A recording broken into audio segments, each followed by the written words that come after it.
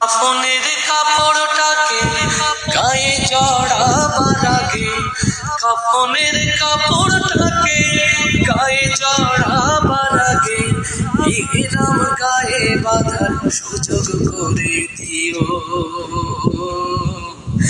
মরণের আগে একবার কাবার ধারে নিও আল্লাহ। কাফনের কাপড়টাকে গায়ে জড়াবার আগে, কাফনের কাপড়টাকে গায়ে জড়াবার আগে ইহরাম গায়ে বাঁধার সুযোগ করে দিও।